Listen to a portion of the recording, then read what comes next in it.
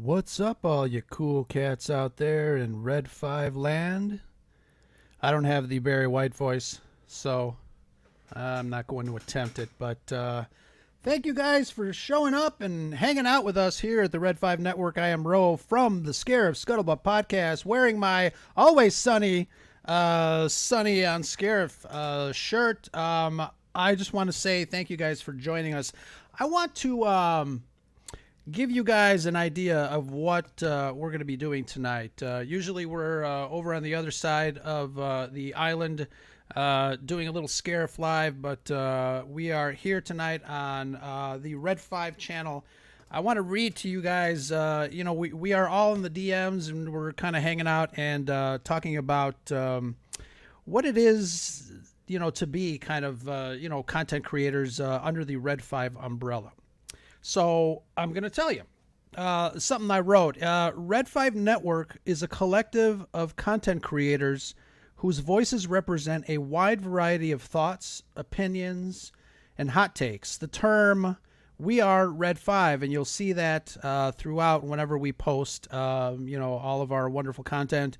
Hashtag "We Are Red5" refers to the independence of our thought, not tied to any one narrative, offering our listeners and friends of Red 5 with honest, unfiltered shows. Cutting to the chase, that is basically what Red 5 is. We started, Brad and my podcast partner Brad and I started the podcast, started the network 2 years ago, and we started with 7 podcasts. Some of those original 7 have come and gone.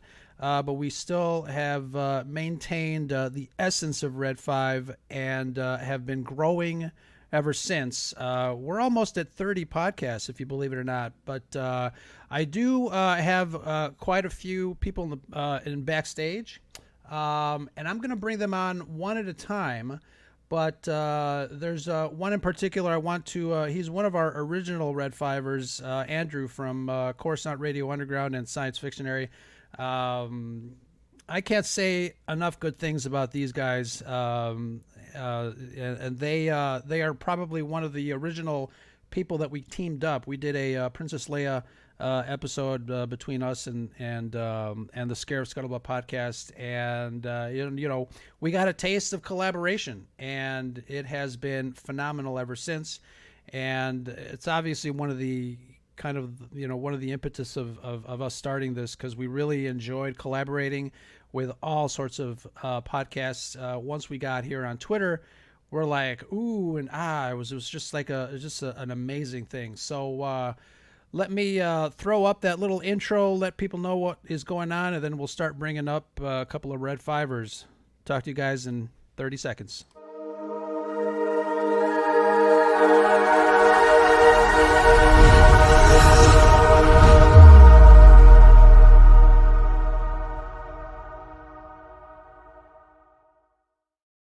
We are Red 5. Thank you for joining us. I'm going to bring up Andrew first and chat with him. And I got a couple of questions, but let's bring up Andrew from Science Fictionary. Andrew, how's it going? Going good. What's going on, everybody? How you doing? So, going good. I thank you very much for, I know you guys, you have a family and everybody's busy, but thank you for your time. And where's your better half? She had to take one of the kids out of town to visit cousins, so she'll be see. back. She might make it back before we finish, but I'm not sure.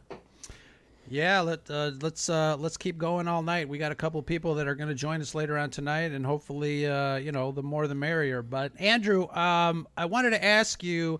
I was reminiscing with folks in the chat regarding our very first team up, and I don't really remember how I approached you, and obviously I listened to you guys. I thought your voices were great, your point of views were fantastic.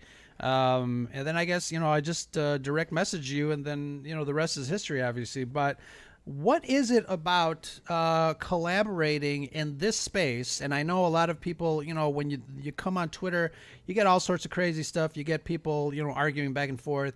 But that's one of the things that Brad and I wanted to change. How do you feel about collaborative efforts on social media? Oh, I mean, as far as finding, it's not about finding voices that are the same as yours. It's about finding those voices that you can. It's just like family. It's and we call ourselves the Red Five family, and it's you might not get along all the time with all of your family, but it's still nice to sit down around the table with them sometimes and share that time. And honestly, I think that collaborating with the people that we've put together in the Red 5 network is one of the biggest things that has prevented me from burning out. Okay. It's one of those things. And I mean, that's something we've been going through a little bit lately is a little bit of burnout and we've been a little slow with releasing some stuff, but I think we're kind of gearing back up. We recorded 2 Padawan Report episodes this afternoon and fixing to start putting stuff back out there. But man, when we got into this, and I've said this a lot of times, so I'm just repeating something everybody here has probably heard me say, but when we started doing this, the idea was to build a community. It wasn't about just going this on this journey alone and doing our own thing and thinking that we were going to be the biggest, best podcast out there. It was about building a community that we could share ideas with and that we could talk about the things we love with. Absolutely, and I think we've accomplished that. Whether it was intentional or not, I think it's one of those things that kind of grew organically. I Yep. mentioned that we started out with 7 podcasts getting together and doing this thing, and now we're between the people that actually have podcasts that are part of the network, and then people that really listen to us and just we've become so close, friends of Red 5 that it's kind of an amazing community. But I don't want to sit here and make it seem like it's a I don't know, stroke our egos or anything, but I just want to be able to kind of feature, all the members that are part of this community, whether it's Red 5 Network or other podcast people that see us, because Yeah. obviously there's a big group of us now. It's more than 7, so it's closer to 30. Right. There's a lot of people that see us, and a lot of people that just today we got somebody that wanted to join, and we get about 1 email every week and a half of folks that really want to get in on this, and really it's just about collaboration, about promoting each other and things like that. I want to bring in another one of our original Red Fivers. DJ is backstage, and obviously talk about collaboration. DJ started on his own with his Star Wars podcast, but teaming up again, collaboration, teaming up with Steve, and now him and Steve are doing Rogue One Radio. But let's bring him on and chat with him. DJ, how's it going? Afternoon, everybody. Afternoon. It's 7:45 in Chicago. Yeah, it's 6:45 here. So I know Chantel will kill me. I'm like all fuzzy on time zones between folks in the UK and et cetera, et cetera. But I asked Andrew this question, DJ. I'm going to ask you the same thing. What does collaboration mean to you, and what has your experience been? well, collaboration is to me everything. I don't want to just rehash the same thing week in and week out. I don't want to just talk about one aspect of it. So a lot of the times, in our group, we'll say, "Hey, I'm thinking about doing this type of episode. I'm thinking about doing this, going down this avenue." And and either someone will say, "Hey, you know what? They just did something like that 2 weeks ago," and I'm like, "All right, well, I can put that on the back burner. Go with something else." It's, "Oh man, that'd be a great idea. How about if you included this?" That's a great idea. It's like, or "Hey, yeah, I already have that on there." So yeah, thanks for the input. Hey, who else would want to join up and talk about this subject? It's absolutely amazing at the ideas and um, and the love that we show for each other, and willingness to help out. Not just those in Red 5, but if someone posts a comment or a poll, or hey, what do you guys think about this? I can go back and see nearly everybody in Rev 5 has already commented on it. If I, uh, so that's great that we are always encouraging and looking out for everyone else to spread our ideas. It's not a singular Earth. We all have our own particular point of views, and we should be able to share those. Yeah, I just put up, I don't know, 7 comments from the chat. Yay, DJ, DJ, DJ. You got quite a fan base there, DJ. What's going on? Well, it's a far cry. And if you remember, and I'm not sure if you remember when you sent me the email, but you sent me, hey, we're thinking about doing this project. Are you interested in it? And I'm like, you know what? I think you meant to send this to somebody else, because I really don't know. Yeah, you were almost on the verge of quitting. I was going through a rough time. I tried to understand different points of views that other people had, and absolutely got lambasted for it. I was being called out, and just the hate mail started. And thankfully, you guys in Red 5 said, hey, step back from the edge. It'll be all right. Take a deep breath. And you reassured me that my views were important, and to go ahead and get them out there. And so, I mean, I couldn't thank you guys enough for that. And so I started, trying to get in and help other people. And that's when I saw Steve, saying, hey, you know what, thinking about hanging it up myself. And, I'm like, hey, I've been there. Let me help you out. I'll help you run a couple of episodes until you figure out what you want to do. And we had such a blast doing it that we were like, what, let's just keep making this a full-time thing. We'll just work together. And if I'll continue to do my other podcast, for special occasions, or something else that doesn't line up with whatever we're doing. And, and it's great. And I've made so many great friends through this podcast, and through helping people, and through just communication. A lot of great friends. And so, yeah, it's been an amazing adventure so far.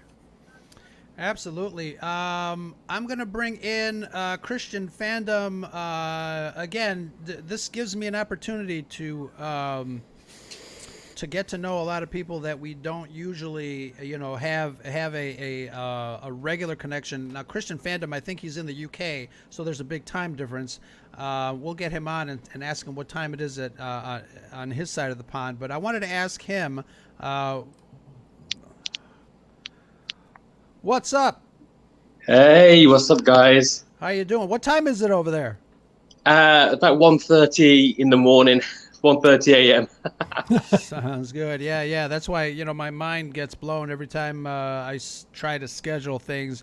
But thank you for joining us. I know, we, as far away as we are, we still kind of, we feel you. We feel you, in other words. Much appreciated, Jens. Thank you very much.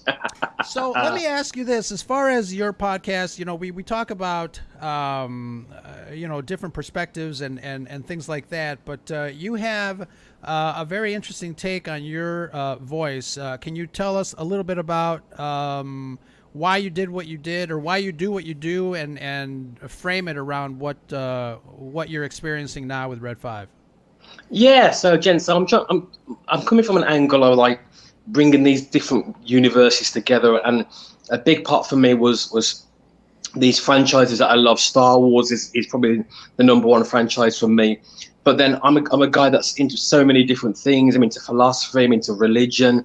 I'm a bit of an escapist, so I've always been a bit of a Star Wars, Star Trek, and all those sort of things. And so I had a real conviction to get my voice out there and to speak on these great franchises, speak about the fandom issues that are going on. And so I went with talking about the best franchises, these great franchises that we that we're all loved, and it's the best stories of our age from a Christian point of view. But I didn't want to just like say, okay, I'll talk about Star Wars and, talk about one little part of Star Wars and then make a Bible sermon of it or something like that. I wanted to really delve into the lore aspects of these great franchises and then kind of tease out some of these sort of Christian themes from them. But I wanted to take the franchises as they are, the great things that we love about them, and be honest and have really honest, congruent conversations about them. But then kind of try and bring these threads all together. And then the guys that I've got on the show that are friends and collaborators on the show are really smart, intelligent guys in what they're really into. So to bring a sort of a bit of diversity there, and so some of the episodes end up being debates. Or even impromptu debates. We wasn't sure it was going to be a proper debate, but it turned into them. And they're the best episodes. So that's where I'm coming from on the show. But yeah, it's really awesome. And then I kind of, we'll probably end up talking about this a little bit, but I found out about Red 5 and saw your Red 5, kind of being tweeted out there. And I was thinking, who is Red 5? Like, who are these guys? And these guys seem super cool, and I thought, yeah, all right, fair enough. Let me find out about these dudes, and they seem to be big players in the Star Wars podcast world. I thought, yeah, this seems to be a good family, a good community to link up with. Awesome. And like I said, it's all about collaboration. You have a very interesting, I guess, take on how you present your content, because as we all know, we're all Star Wars fans. We've got a spiritual connection to Star Wars, obviously, and because of George Lucas's interest in history and humanity and all that stuff, the Force, obviously, you can't talk about the Force without kind of relating that to some sort of religious experience or a real world religious notion. Definitely Star Wars definitely lends itself to using a platform like yours. Yeah, I mean, one of the things that I really wanted to sort of tease out, and I hadn't seen it. It's really funny because obviously you've got to start from somewhere, haven't you? Like, you've got to start from somewhere. For me, I started as a fan, and so it was the fandom experience that kind of, it was something that I thought, okay, for years I've been listening to some of the big Star Wars channels on YouTube, but I thought, and a lot of them weren't really talking about the monomyth side of Star Wars, and so I thought, okay, I want to sort of talk about that monomyth, and I've studied some things to do with psychology and things like that as well. So I wanted to tease out sort of that sort of mythology and sort of the hero's journey and things like that, and also talk about the fandom war and things like that are going on. Talk about it in an honest way, like, there's issues with Kathleen Kennedy, there's issues with the Star Wars franchise, but actually talk about some of the positive stuff, the things that we love as well.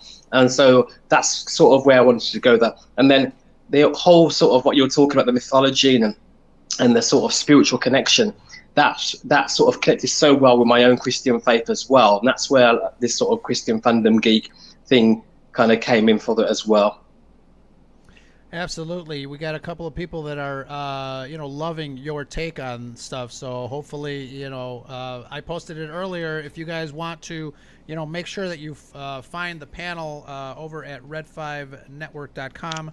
But give everybody a follow. And I know, obviously, we know Andrew and DJ, but some of the newer folks, like Christian Fandom Geek. What's your name?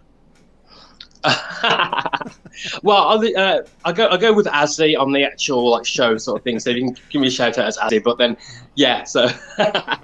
So it's just again, it's just wonderful. We've got all sorts of voices. I want to bring in some of the newer folks that just joined us recently, and I'm going to start with a young lady that we've had the pleasure of interacting in the DMs privately.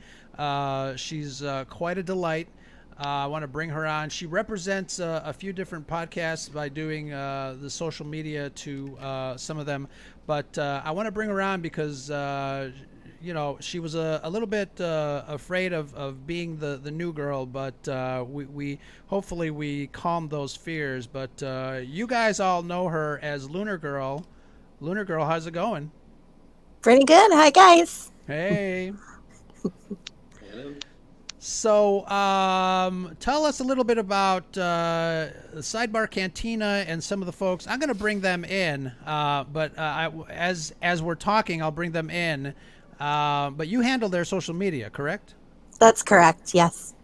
All right. Let me just bring everybody in. What the heck? We can get 10 people on here, right? We need one more. But welcome, everybody. Thank you. Hello. Hello. Excellent. So let's go with Sidebar Cantina. You guys are obviously one of the newer shows that are part of our Red 5 family. Tell us a little bit about your show and why you do it and how you guys got started. Anybody who wants to take that one? Well, Jason, go. Do you want the long version or do you want the Cliff Notes version? We want the very romanticized version. Like I have. Go ahead. Okay, so it started off, I was doing some podcasts of my own. I was a big player of Magic the Gathering. I fell into the Magic the Gathering podcasting realm. I did a show for a while, kind of had a falling out with the other co-hosts, tried to do something else, and it was never really working. Until I had Dave on as a guest for one of my other podcasts that I was doing. And it was very clear from the very start that Dave and I had a really good chemistry. We had a great balance between the two of us as far as the way we present ourselves and the opinions that we have. And we hit it off so well. And we knew each other from work. Dave and I are both military veterans. We have almost 50 years of military service between the two of us. So we have that kinship there. And we just immediately had a ring. Hello? We immediately had That's a Kathleen chemistry, Kennedy calling. and we also were huge Star Wars fans. That's how we bonded at work. Was we were huge Star Wars fans. So we immediately, after Dave had a couple of guest spots on my previous podcast, we're like, we got to do something ourselves. Like this is too good to not run with. And we knew we were both Star Wars fans. Last Jedi was the hype around that was starting to build up in early 2017. And we're like, let's do a Star Wars show. And that's how we got started. And everything kind of grew from there and evolved to where we are now with the Sidebar Cantina. Cool.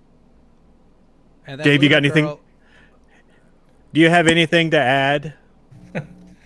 No, like Jason was saying, it started as just a Star Wars podcast, and then it kind of turned into,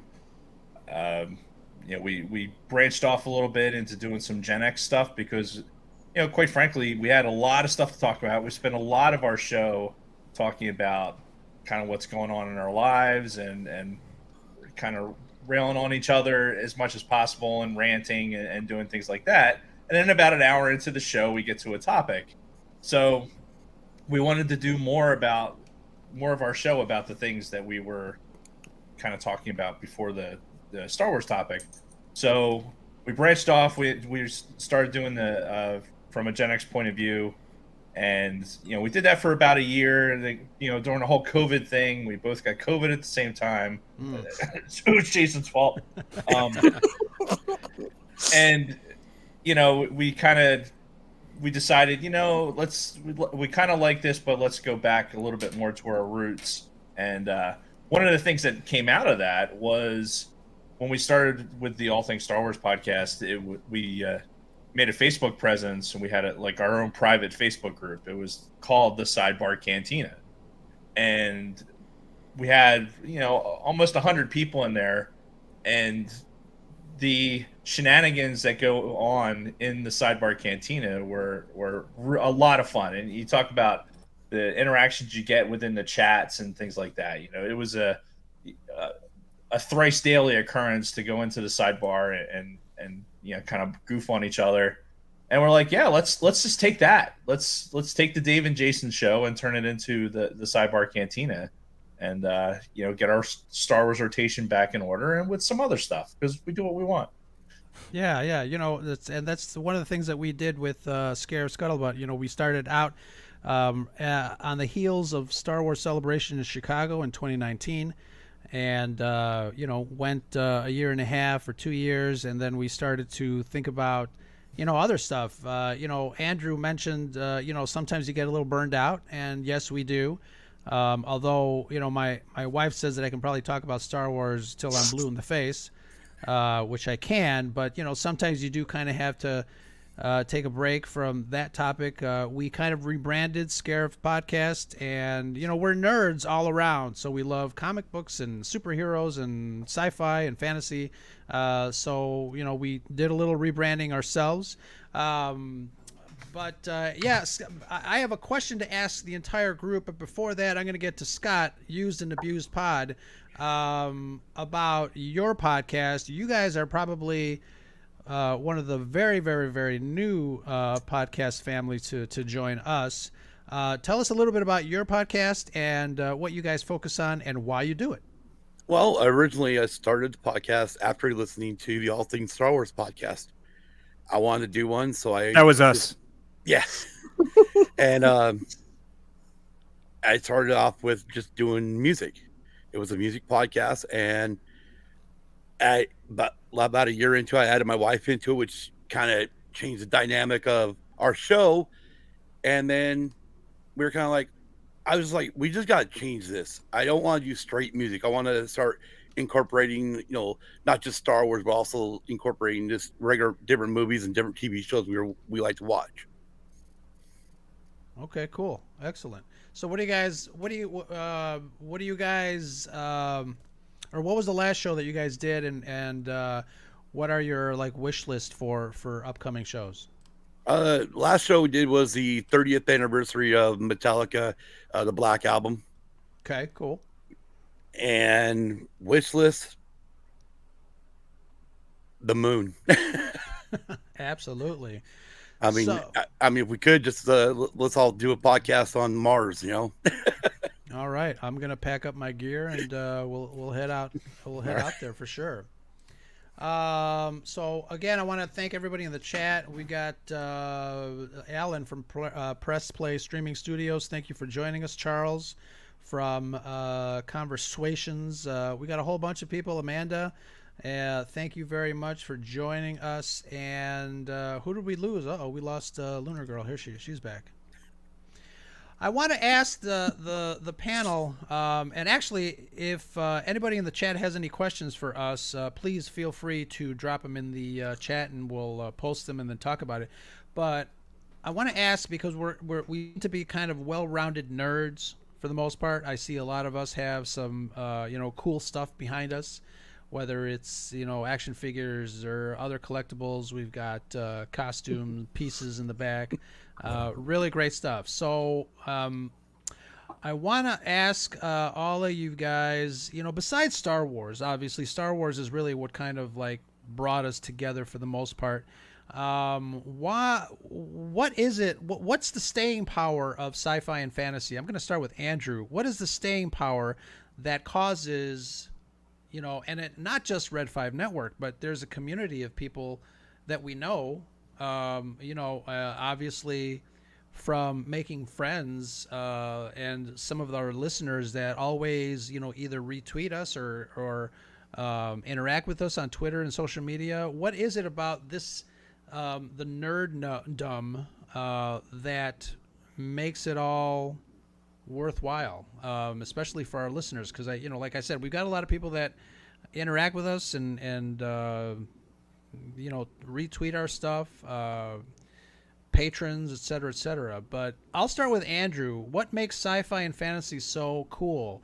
We're nerds. Back in the day, we weren't cool, but now we're cool. Did we win?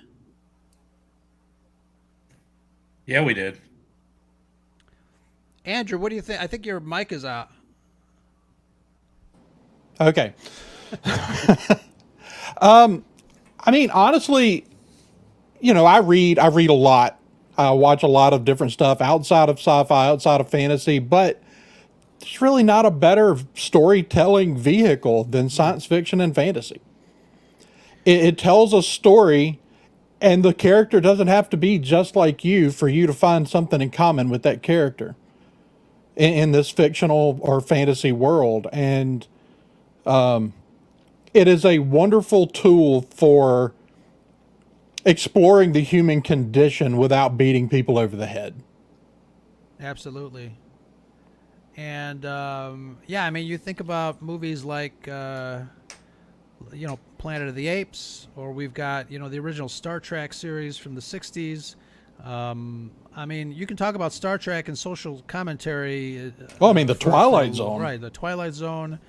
There's a lot of stuff there that you can really, really pick apart, and you're right. It does it. I guess it does it creatively, and it does it without beating you over the head with. I think a lot of some of this modern stuff seems to want to do that, but they can't help but to take that bat and just whack you over the head with it. It's wonderful escapism, but it maintains just enough of our own reality to make us think. Right. And I think and that's what I want in entertainment when I'm watching something or reading something. Like like you said, like a lot of news stuff kind of has, it's a lot of trying to tell us what to think. But I would rather have something that makes me think rather than tells me what to think. Absolutely. Yeah. Yeah. DJ, what about you? And man, I'm going to echo that last statement. It's for me, it's the escapism. We deal with so much in our regular lives that sometimes it's nice just to be transported to a galaxy far, far away. Another dimension where things might not be normal to us, but are normal to the people that we see on screen. And as you said, it gives, we can relate to it just enough where, we can see ourselves in a particular character or in a particular setting, but there's enough distance where we can, allow ourselves to occupy that space with them and get involved. I asked my mom, why did you want to go see Star Wars back in '77? And she's like, well, I just I got tired of how'd she say it? I got tired of living in this world, and I wanted to go see another world. And I went and saw that movie, and it took me there. And I was like, wow, that's that's pretty amazing. That she was going through some hard stuff and just wanted that escape, just wanted to be in somebody else's shoes. She's a huge reader. She reads 2 to 3 books at a time. She has a morning book, a lunch book, and an evening book, and she keeps them all as all together. And I inherited that, so I love that aspect of it. So anytime that I can go somewhere else and escape maybe one or two of the problems that I have here, see how somebody else might deal with something similar, and I could take that back into my own world and be like, well, let me try it this way then. So yeah, it's amazing. I love being able to branch out and see how others might handle it in a similar situation. I tell my wife, who's out of town, by the way, I tell my wife, the one of the biggest reasons that I love sci-fi, and it goes back to what you're saying, DJ, is it helps me think outside the box. It helps me problem solve. It helps me refresh sometimes. And Christian Fandom Geek, I'm going to ask you this question. Is what we do, or is sci-fi for people like us, is it therapy? And what do you think about that concept? Is it therapy? Is that good or is that bad? What do you think? Yeah, that's a really meaningful question. I was reading some of the comments as well, and Cameron Ray said some interesting stuff as well, and a few of you have said some really interesting things. Andrew was agreeing with a lot of what you were saying as well. Yeah, I think it is that escapism. It's totally like it's totally it. It's that kind of. It is that's kind of some of the episodes I've done with Luke Saul. He's really knowledgeable on Lord of the Rings, and we talk about that kind of secondary world of Tolkien, Middle Earth, and it's the idea that this sort of imaginary world takes us to a place that is metaphysical, it's spiritual, it's untarnished sort of thing, and we can look at the issues of life, but in this sort of secondary world, and we can play with the physics of things and whatnot, and we can be the hero. We can look at what it means to be the hero. We can look at the monomyth. You can also look at. I mean, it's funny, isn't it? We all love Star Wars, and you think we all love Luke Skywalker, we all love Han Solo, but actually, how many people also love Darth Vader, love Anakin, like, and it's a darker character, and we know his journey, but it's just looking at all these different tropes and things like that, and they're stories that we live. They're part of us in a strange sort of way, and we can kind of, in a sort of, how we to sort of vicariously live as the hero, or sometimes we feel like we're the villain, and it's like, that's because sometimes we are the hero and sometimes we are the villain, and it's all those different sort of ways of looking at life, and it's really fascinating. But yeah, I think it's really good for the human condition, it's really good for the soul, and I think it's something that's part of being human. It's something part of us being spiritual and sort of metaphysical, that we kind of can really intellectualize and think about these other worlds, and it feels very human to do that. Absolutely. I think it's a release. You actually said something that, and you hit it on the nose. Sometimes we are the hero, and sometimes we are the villain.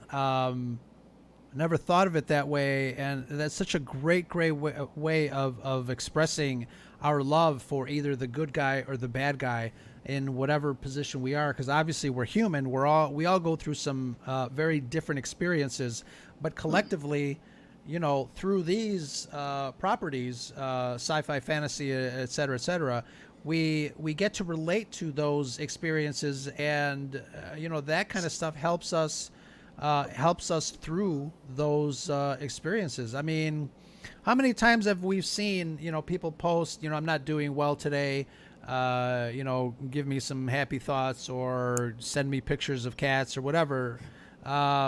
It's that community, I think, that helps us, get to the next level or get through that. It's the light at the end of the tunnel, per se, that allows us to continue to survive. And I think that's marvelous. I think no other genre or no other, I don't know, form of entertainment does that. I could be wrong. Obviously people love what they love, whether it's music, obviously music, or whatever. But I'm going to ask the Sidebar Cantina guys their thoughts on everything that we talked about. So what does sci-fi and fantasy, per se, mean to you? And do you think that it's a therapy? Because obviously we all have microphones in front of our faces.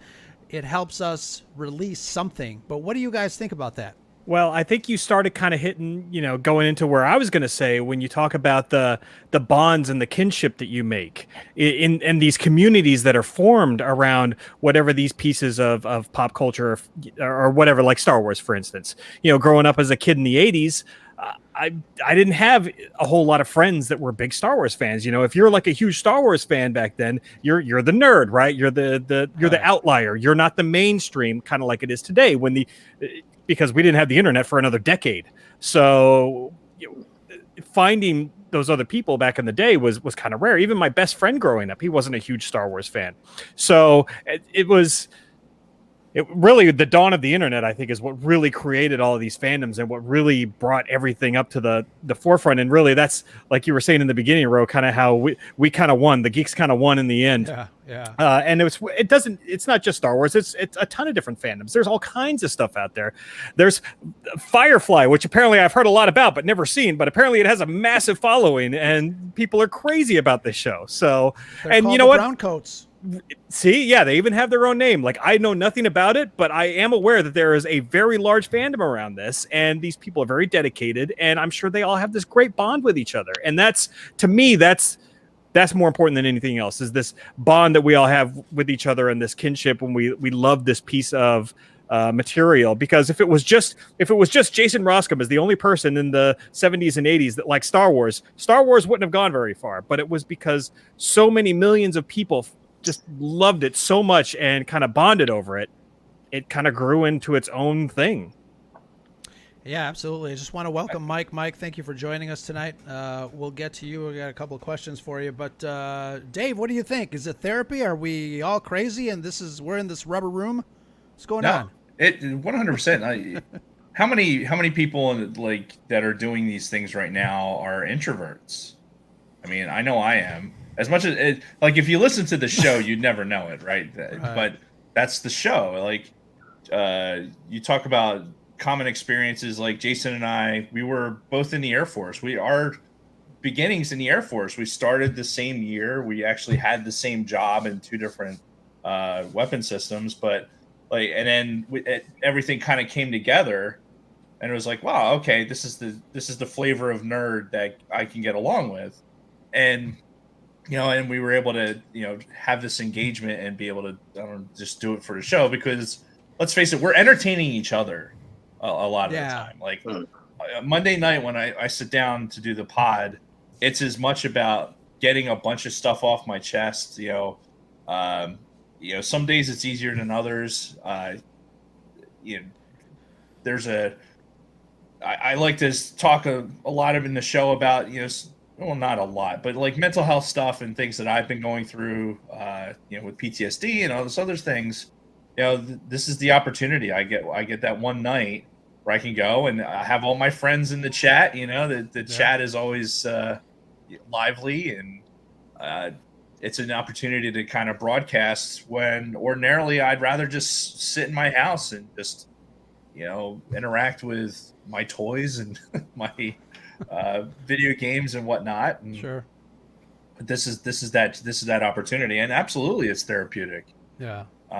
Otherwise, why would we do it? I mean, right. None of us are getting any richer or younger. Right, and it's and when you're doing a lot of it, it's a job, right? We have research to do, we have show notes to keep track of, and thankfully we at the Sidebar Cantina we have somebody like Lunar Girl, who's amazing, that takes care of all our social media, because Jason and I suck at that. We're so busy doing our normal everyday stuff that that's what kind of fell to the wayside. So yeah, it's Monday nights for us, well, kind of Sunday, then back to Monday, whatever. But that's our time. That's our time to like just whatever's going on. We're have an adult beverage and bullshit for 3 hours, and then do it again next week. Sure. Yeah. We all fell in love with Lunar Girl, so just be warned. Aww. Everybody loves Lunar Girl. Yeah, everybody does. So I'll ask Scott, used and abused. You guys talk about music all the time, and I mentioned, doing what we do as therapy. Music is definitely okay. We'll see you. TMI.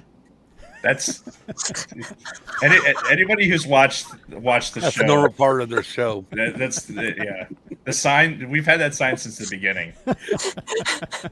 That's awesome. But Scott, you guys talk about music. You just mentioned music, and music is obviously a big therapeutic, form of just relaxing and just tuning out and recharging. And it's obviously it's similar, podcasting is similar because we're all doing it and talking about the stuff that we love. Tell me a little bit about your experience and how you use this platform to recharge. Well, I mean, it's just the interaction with our followers, our fans, like Lunar Girls. She's always in our chats, whether we do our 5 a.m.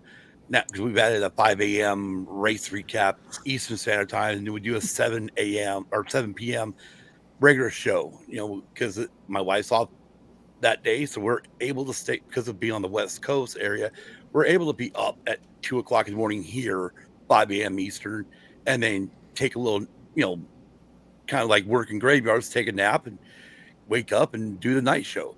But yeah, music is just like being in Star Wars. I mean, even in high school, I could listen to everything, but because I wore a jean jacket, had a little bit longer hair, had some earrings, I was automatically accused of always being a metalhead or into the hair bands, or and I know what I mean. It's literally being just like being part of Star Wars. There's not a big group except for a tiny group, and doing the podcast really just, like Dave said, it gives you a chance to just kind of let everything go, throw your 2 cents out there, and have fun at it. Absolutely. And some of us, some of us only have one podcast and one show, and Lunar Girl, you handle a bunch of different things, and DJ, you got one or two things rolling. Andrew obviously's got Coruscant Radio Underground. He's doing stuff with Sci Fictionary and the Padawan Report. But then we got guys like Mike, who probably live in front of the microphone. Not only does he have Wookiee Radio, but he's got a plethora of other things that he is into. Mike, it seems like you might need a lot of therapy. I have no clue what you mean. Tell us a little bit about Wookiee Radio, Weeby Geeks, Marvel, all that stuff. Just tell us a little bit about everything so we can get to know you and folks in the chat too. Well, Weeby Geeks is we cover all things geek. It's my general pop culture show. It's the oldest of the 4 shows that I run. Started in actually I have the exact date here. Started November 17th, 2012 with the show. We kind of got it foot on the ground with it with the website in August of 2012 with Celebration 6 that was here in Orlando. And a year later, I was asked about creating a Agents of S.H.I.E.L.D. companion show. And I said, no, not doing it. Everyone else and their mother is doing it and not going down that bandwagon. But I'll do a Marvel show where we cover all things Marvel. Hence, Marvel Mighty Geeks. Mighty Marvel Geeks was created. It's been a long week, guys. It really has. And I still got one more day. That show started November 3rd, 2013. And pretty much it was around the same time that Agents of S.H.I.E.L.D. started. And then 5 years ago, in July 25th, 2016, Wookiee Radio was born. And that was my co-host. It was my co-host and myself from Weeby Geeks, and one of the hosts from our sister show, Geek Watch One. We decided let's do a Star Wars show. We keep talking about it whenever we get together with the two shows, and we enjoy it. Somehow, whatever topic we end up on, we end up talking half the show about Star Wars. Like, okay, so cool. Let's just start a Star Wars show. And then last year, because of the therapy needed from being on furlough and laid off and everything else with the pandemic, my daughter and I started a show called Adventures in Geek, and it's a daughter-father, because I bill her first because she's the host. I'm her co-host, even though I'm still doing the editing and setting up everything. She's learning how to do it. But she and I started a show together. And then, so that was last September when we started that. And then her and her best friend are getting ready to launch their own show. Nice. So, yeah, runs in the family. And that's good. That's good. We talk about family a lot. We see the hashtag We Are Red5 and Red5 Family and stuff like that. But that doesn't really always only apply to the members of Red5. I think, we are our Red5 family applies, and Amanda says it. We've made some really amazing friends on social media because of our little adventures on as podcasters. But, we've got Andrew and Marisha's Padawan Report that bring their kids into the world of podcasting. We've got Big T and Little T, Todd from WOSTR Galactic Public Access. Family, a lot of people throw that word around, but I think a lot of us in the group really, live it, whether it's real family or this family, as we all know. when we see the tags on social media. Lunar Girl, you have the awesome experience of kind of, you said it in the DMs, you're kind of like an outside person looking in. Notwithstanding the internal Red 5 structure, how do you see family on Twitter when it comes to Star Wars? Why did it bring us all together like this? What's your take? I think the biggest thing, I just wanted to say, I'm doing the social media for Sidebar Cantina, but the used and abused and the all things Star Wars, the escape pod, they're our family. So to start that off, um, I think it's really at one point in time, we were all nerds, geeks, dorks. And just like in childhood, you kind of attract your own, you kind of go towards your own. Right. And this is kind of like that, where, we're grown ups now. We really don't care what other Speak people for label yourself. us as. Yeah, there's no wife home, so. But we all kind of gravitated towards each other. That's how I found the Sidebar Cantina to begin with. Was one of the guys that I grew up with, known him since first grade, said, Cal, you got to check out these guys. They're really funny. They love Star Wars. You'll love it. And it's like, introverted, you just, but I checked them out. And it was your reaction video to one of the trailers that I checked out. And after that, I started following them in December of 2019. And then I realized they're not just, two, famous guys on YouTube. They're like, just like us, like my friend was right. They're just like us. So got to know them. And then from there, got to know Scott and Kim from the Used and Abused, got to know Brady and Don from the Escape Pod, and we became family. And then through them, once again, Don and Brady were like, you got to check out these guys. They're really funny. And then I checked out you guys. And once again, over the course of about 3.5 weeks, now you guys have become my family. We interact every day. You guys are just as awkward as me, but when we're in the same chat thread or when we're in a live chat for a live stream, we're all friends. We're all the same. And it's just a really good feeling. Absolutely. I think it's a wonderful feeling. We got somebody in the green room, and I couldn't be happier. 97 Bravo. Let's bring him in, and I'm gonna step out. Andrew, if you want to drive the chat, but I'm gonna ask 97 Bravo one question before I take off, and I'm gonna lurk in the back in the green room. Hey, Ro, sorry to yeah. interrupt. You stay on. I got to bow out because I'm about to record We Be Geeks. Talk to you later. Later. Bye.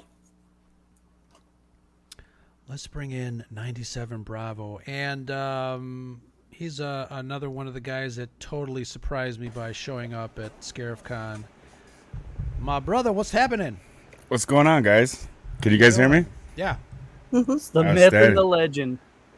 The myth, the legend. The myth and the legend. So thank you for joining us, 97 Bravo. You have a wonderful little podcast called The Convergence. Is that correct? Yes, sir.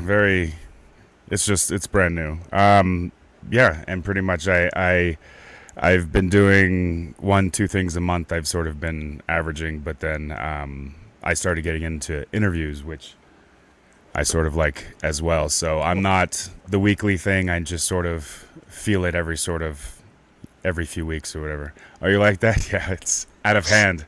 It's going to get taken care of tomorrow, I swear. Your beard has fans. So we've been asking everybody regarding what we do. A lot of us have talked about how podcasting and content creation, not just podcasting, we've got YouTube channel people, we've got podcasting. We got writers, obviously. We got all sorts of creative people on the docket. But I wanted to ask you, the convergence. I've seen some of your shows, and obviously you have spoken with my co-host, Brad. But I wanted to ask you regarding how we use this platform as therapy. And sometimes, we stop and read things that are going on Twitter between different factions of fans. Obviously, you've got these guys and those guys, et cetera, et cetera. It's to me, sometimes it's fun to watch because it's like, what's going on? But one of the things that Brad and I really wanted to do when we kind of thought of this collective is we wanted to change the narrative. We wanted to change the ability to have the freedom to like what you like and maybe talk to somebody that didn't like what you like and still be okay and walk away with both eyes intact, no scratches, et cetera, et cetera. But, we do use this platform as therapy. Can you talk a little bit about how you use your platform and how the convergence has kind of changed you? I think for a lot of us, the way that we talk to other fans, it does change us by the nature of the fact that we're discussing. But talk about how the convergence has changed you into becoming, and I would dare to say, a better fan. What do you think? I most certainly. I think that for me, my journey with podcasting, YouTubing, gaming, Twitching, whatever you want to call it, was sort of The Last Jedi was a catalyst. There was no rhyme or reason, there was no direction, there was no spotlight on, hey, come here, we're all angry too. I was not even on Twitter at the time. It was one of those things where I take that back. Gearing up for The Last Jedi, I was on Twitter. But we were all so happy and so excited that whole year leaning into that year that there were at least from the voices I heard, there were very few. There were those who were always going to hate the Disney sequels, but the vast majority of the fans were extremely intrigued to find out what the second movie was going to be about. And when a lot of us on the other side of that movie were angry, it didn't, in the moment, it felt, I don't even know how to explain it. It sort of, it kind of just snowballed. It was like, well, I'm kind of angry too. And then all of a sudden I hear somebody else. It wasn't directly after the movie. There was like this quiet, like, what did I just, really? And then I'm looking online and everyone's like, oh, it's fantastic and it's great. And I'm going, am I crazy? And then all of a sudden there were these voices that we will all learn that eventually turned into what has been coined as the fandom menace. They started to vocalize their displeasure. And I think that kind of broke the dam. And then it was you know what? I have some things to say about that. And so my journey in earnest kind of began that way. Whereas before The Last Jedi, I was kind of like, hey, I'm an excited fan. I'm buying stuff. I'm doing this. I know all this knowledge, that kind of thing. And then The Last Jedi my trajectory sort of changed. I didn't start podcasting or even YouTubing. There was like this hesitancy. And then time marched on. Well, as time marched on, I started it wasn't that I was less angry. I just wasn't hot, mad angry. And so the narrative in my mind, in my fandom, began to change. And that's when it's not even polarization. It's just as it started to ratchet up, I began to pull away and actually look at everything from up top as best I can. And I began to hear in people's voices this want and this desire for it to be okay to like Star Wars again, to like things, certain things. I may not like the direction they're going. I may not like that character. I may not like this. I may not like that. But you know what? I'm going to start a channel and talk about the things I do like.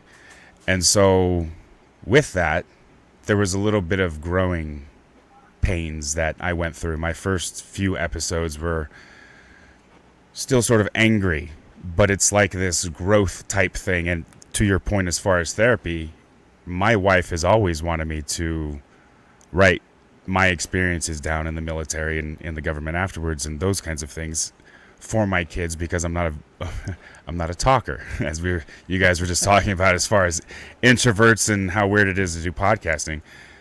But these are sort of video diaries almost, so that they can see me with my friends.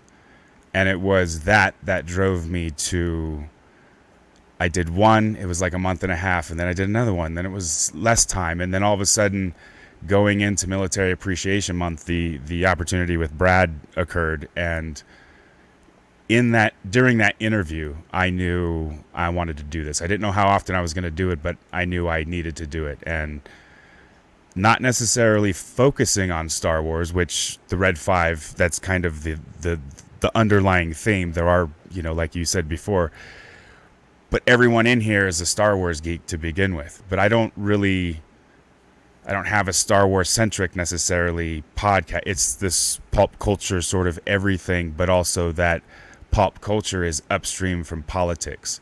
So the convergence is actually the nerddom and then our reality. And then what do we do as adults now that we're no longer kids, but we're still loving the things that we loved when we were kids and we're talking about it? What do we do now with what's going on? So that's kind of the idea. And then that's the growth and the therapy. And so when I do it, when I'm doing the gaming, now I'm gaming with a charity that, I can help assist with military and bring awareness to PTSD and suicide prevention and those kinds of things with military vets and active duty military members as well. So just being an introvert, it was like, oh, that looks like someone should do something about that over there. And so now it's having the want and the desire to go out and meet all you lovely people and sit down and talk about the things that we love and just those things. And if we want to talk about other things, then that's cool too. But let's just start here. And I think that's fun. And I think the over there that you speak of became the right here. Right. Right. Mm-hmm. And I think that is the case for all of us. I remember being on Twitter, not having the podcast, but being on Twitter and saying, oh man, they're talking about something I love. I wish I can do the same thing. And I'm like, wait, I can. And Brad and I knew each other on Twitter, before we started the Scuttlebutt. We talked about JFK and the conspiracies and the assassination. It was a lot of fun to talk. And I wanted, he's got some really cool information, and I've got camera gear and a production company, and I'm like, we should do a documentary. Where are you? What are you doing? And then through all that discussion, we realized that not only do our birthdays are one day apart, and we love Star Wars. We're like, Star Wars is coming to my town in the next couple of months. Why don't we start a Star Wars podcast? And we did it, and it was a phenomenal experience. But yeah, 97 Bravo. That's really cool. I love your explanation of how the converges. It's really really cool. I'm gonna step out because I don't have a fancy little sign like the Sidebar Cantina does.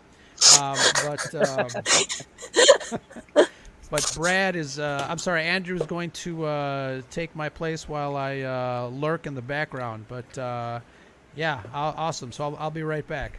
Andrew, take it away. You're muted, Andrew.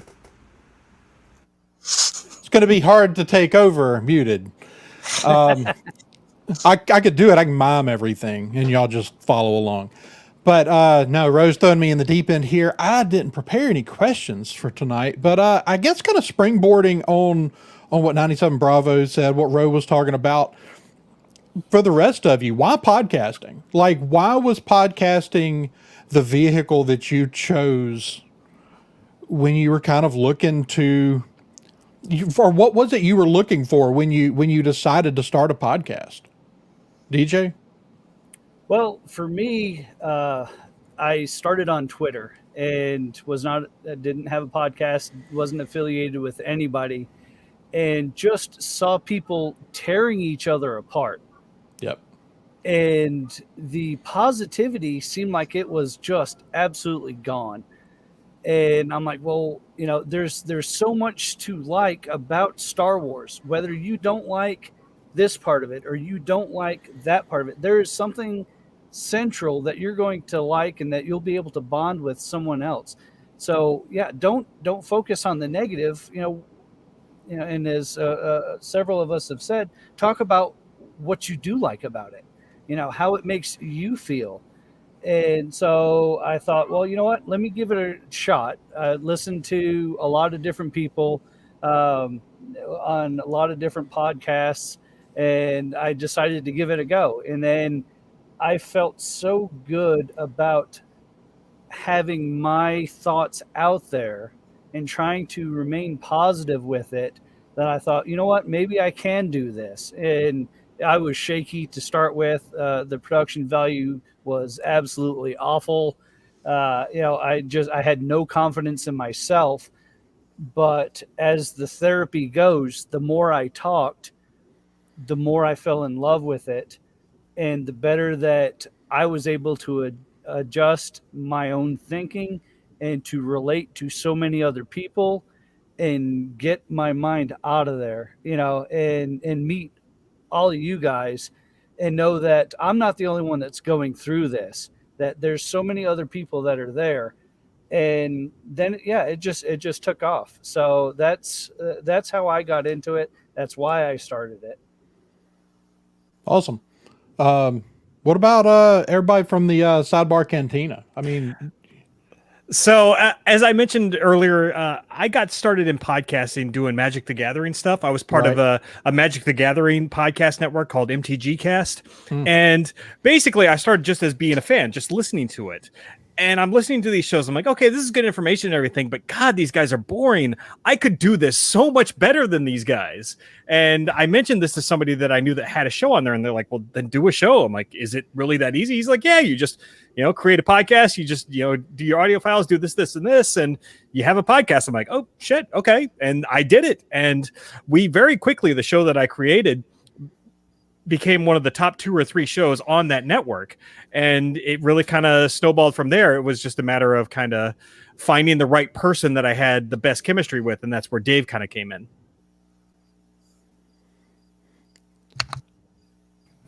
Yeah, Cue Dave. Yeah, I just, the whole See, I teed you up right there and you didn't really follow through. So I wasn't even paying attention. What were you talking about? And this is typical. This is typical for our shows. No, and honestly, the I would never have done this on my own, like ever. Like the fact that Jason already had something established, like I started listening to. I'm not a Magic the Gathering guy, so I never listened to any of Jason's stuff for that. But he was doing a show that was talking about movies and stuff, and I'm like, listen to that. I'm like, oh, that would be cool. And Star Wars is my jam, so he had me on doing the Star Wars bit, and then it kind of took off from there. But even today, like 97 Bravo, like I don't know if you were in here listening. Jason and I are both we're both veterans. I'm retired Air Force, and Jason's still in the Matrix, still working for the man, still working for the Empire. Yeah, well, I mean, technically I am too, but whatever. I don't have PT tests, and I can grow a beard. But it's that here's this common reference point, and it is this narrative of our kids and grandkids can go back and look at online and be like, oh, well, they were talking about fun stuff and having a good time, and stories creep out and stuff like that. Not all of it's a lot of it's not safe for work, but all of it's unclassified. So and it's fun, and it just is. And Yeah. I'd love the idea of actually like doing something. I've talked about writing a book, and I have had a book started forever, but it's so difficult to get the full follow through on that. Um, but yeah, it's cool to put yourself out there a little bit. And Jason had the whole production already going, so all I had to do was sit in the chair, and I always say I'm the talent. Jason runs the show. I'm just there Pretty much. I'm just there for color commentary. Yeah, he just shows up, does his color commentary, and doesn't really worry about what's going on the back end. He's the good-looking one. He brings all the women to the yard, right? Exactly. That's the milkshake. Get that? Yes. Lunar Girl, what about you? I mean, you're not actually like, are you actually on, have you actually been on the podcast any, or? I have been on the podcast a couple of times, once during a fireside chat. Okay. A second time with Big Swede, we did a fireside chat because Dave and Jason went on vacation, and we were all like, "Now, what are we going to do on Monday?" So we imitated them. And then I was on the Escape Pod a couple of times just as their guest. And I was just on the Used and Abused podcast last week as Scott's guest. And I'm pretty sure you were on the Sidebar Cantina last week too, if memory serves. I was. Yeah. For my that was the thing. segment, for my Twitter segment, for This and That, on Instagram, Saturday mornings between 8 and 8:30.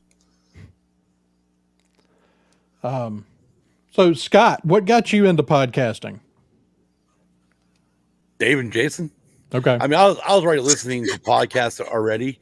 I was listening to like Stone Cold Steve Austin's podcast, a few here and there, and it was actually Jason. The only reason I even found All Things Star Wars when him and Dave first started that was because he was actually on another podcast asking somebody a question, and then they asked him to promote his whatever he had, and he promoted All Things Star Wars, and that's how I found him. Okay. And I started watching it from there, and I'm just like, you know what? I'm not somebody who likes to get in front of, like, if I go stand up in front of everybody to talk, I will stutter big time. I hate being in front of the public or whatnot. And I thought, this is a good way to try to come out of your shell. Yeah. And break that shell apart. And, I mean, there, like it's been mentioned earlier, there are times where you do get burned out, and I've had those moments. But right now, I mean, we're not even the full week into being part of the Red 5 Network yet, but I feel really freaking energized right now for being part of the Red 5 Network now. Awesome. Yeah. I mean, for me, so for those of you that don't know, my degree is in photography. I have an art degree.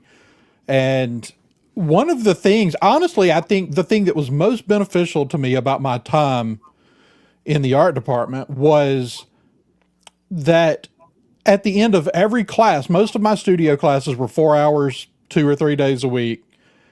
And the last hour, everybody had to hang whatever they were working on, whether it was photography, drawing, sculpture, whatever we were working on, had to be put up in front of everyone.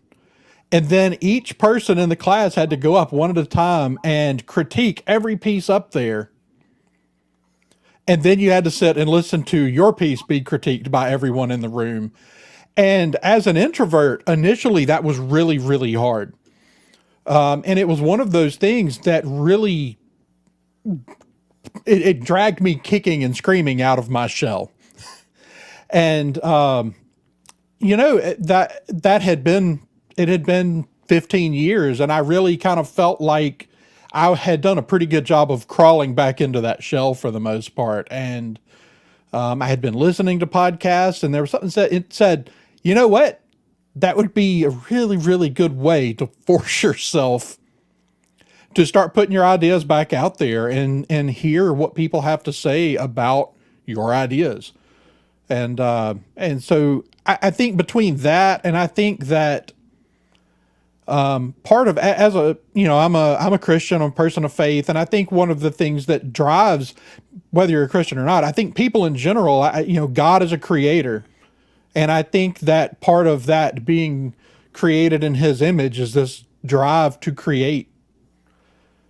And those two things are really why I started podcasting. That's deep. Welcome back, Ro. Thank you. That critique sometimes can definitely get the better of us. As I said earlier, I was trying to understand certain points of view of how people or why people were thinking certain things, which I won't bring up, but and then got lambasted on internet by all sorts of people and almost gave it up. I remember and, that. It was it was a trying time, and similar to your example of art. When I started college, I started off as an art major, and I drew things dark because I'm a dark sort of person. My creativity is dark because if I let it dwell inside me, it's not any good. So I express it and get it out of there by writing or pictures or drawings or whatever I'm doing. And I went to a Christian college, and the guy told me, "You do it too dark." And he was the art teacher, and just lambasted me in front of the entire class about how I used the negative space too much, and I used too dark of colors, and just looked at things from a dark angle. And I got tired of it. And instead of doing it in a constructive manner, I told him what he could go do with himself, and was not able to finish that class. And he was the dean of art, and I was blacklisted from all the rest of the art classes. So I had to change my major to engineering instead. So now I get to play with numbers and draw and do fun stuff. So, but yeah, it's definitely an outlet, I think, for all of us. We get to put, whatever is in our soul out on the airwaves for others to listen to. And now I don't necessarily mind the comments. Go ahead, bring it on. I'll debate with you if you'd like, as long as you do it in a civil way, in a respectful way. Everyone's allowed to have their opinions. That's fine. I'm not going to agree with everybody, but I love this platform, and I love this group that not only fosters that type of thinking where we're all individuals. We all have our own way of looking at things, but we can laugh and have a good time with it. Yeah, very funny, Bravo. I won't get up. I'm sorry. I am truly sorry. DJ was he was deep, man. Everyone's and Ro popped up, and I was like, oh, that pants on. I'm sorry. And that's the perfect example of what I'm talking about. That was hilarious. And what other group could that be, made, and then everyone just laughed? Somebody would have got butt hurt over it, and people would have started leaving the chats. Cameras would have started going off. And that's amazing. And that just goes to show, the kinship that we have in this Red 5. It's amazing. Yeah, I what folks don't know is that we're all part of a DM group, and we chat to the wee hours of the morning and early in the day, and I don't know, none of us ever sleep. I don't know what's going on, but one of the things that some of us try, yeah. But one of the things that I wanted to ask you guys, yes, Nicole Birdcage. We got another. You guys owe us another date at the Birdcage once you guys get back here to Chicago. But I wanted to ask you. We're talking about just expressing our opinions, expressing our love for the stuff that we do love. What are you laughing at, Bravo? scare Max. Yeah, Chat there. scare Oh, Max in the jeez. dark. Sorry. Absolutely. But so we each have our own experiences on social media, and one of the big reasons Brad and I wanted to start Red 5 Network was to bring everybody together and show, I guess, I don't know, the rest of the world that it can be done. I can disagree with you and we can still be friends. You can disagree with me and we can still hang out, have a beer. Why isn't that done more often? And I don't know, something about social media. I can scroll past and then maybe see something that I don't agree with. And what is it in our brain that wants us to make ourselves comment on it and start a fight? What is that? Because people Whoa. are stupid, and you want to correct their behavior, right? I mean, like I know the right answer. You don't, obviously, so I'm going to tell you what the right answer is. I mean, right? That's what the beauty or ugliness of social media is. It's everyone has a voice, and that's amazing for the people that choose to, use it in a constructive way. But in reality, it's given the voice to a lot of people that probably shouldn't be talking. Right. And it's opinions and stuff like that are one thing, but I think the human condition it's we live in these times where no one has ever throughout history been able to reach out and communicate with as many people all over the world Right. in real time and have immediate, like, Twitter is a news source that things are happening instantaneously. Like a bomb can go off in downtown Israel or downtown Jerusalem, and you know about it instantaneously because it's on Twitter.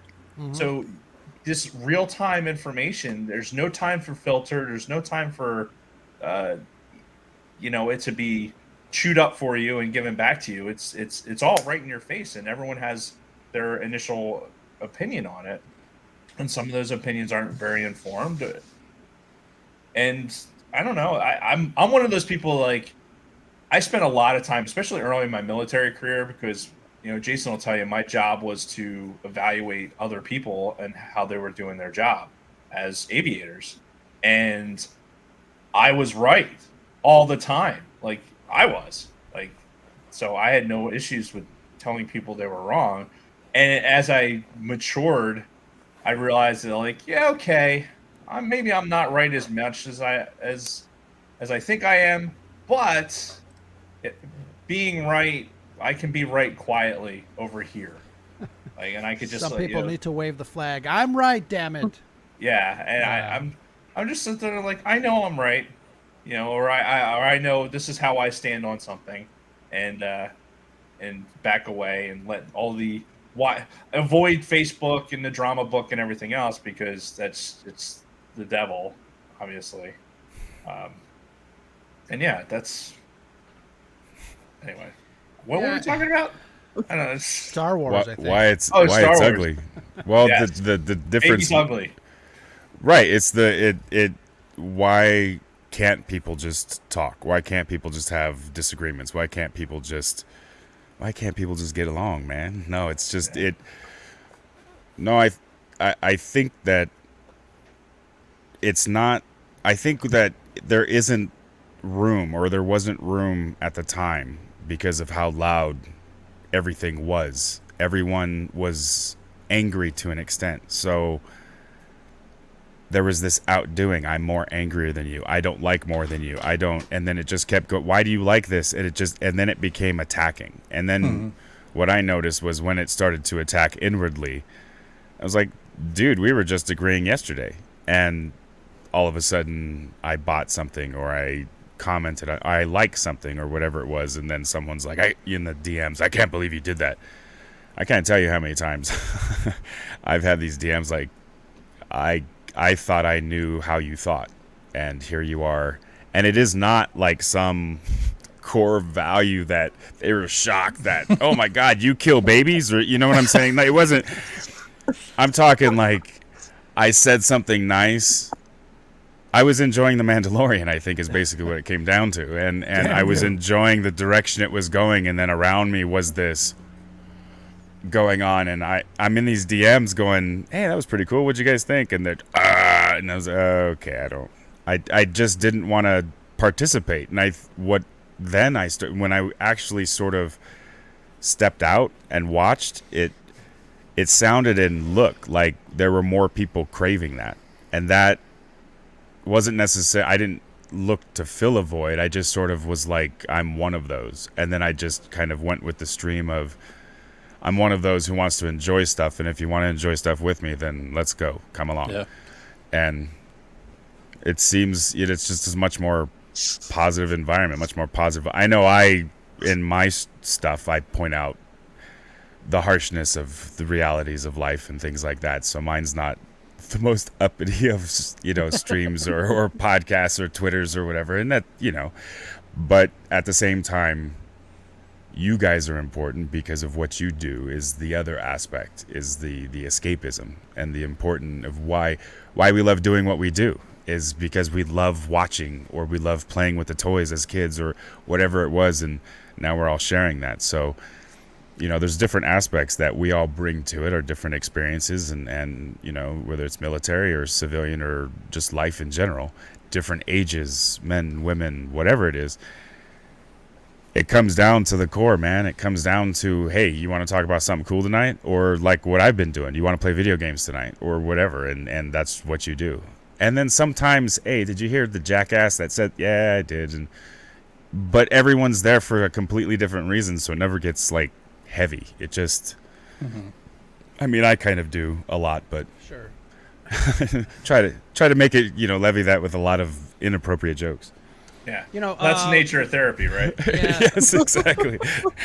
Backyard Tardis has a good comment. I put it on the screen. When you start, and I guess it kind of goes with what your example was talking about. Enjoying The Mandalorian, and people around you saying, "Wait, what? You do what?" And it is kind of weird. obviously, with Brad and I and Chantel, obviously now that we have a third host,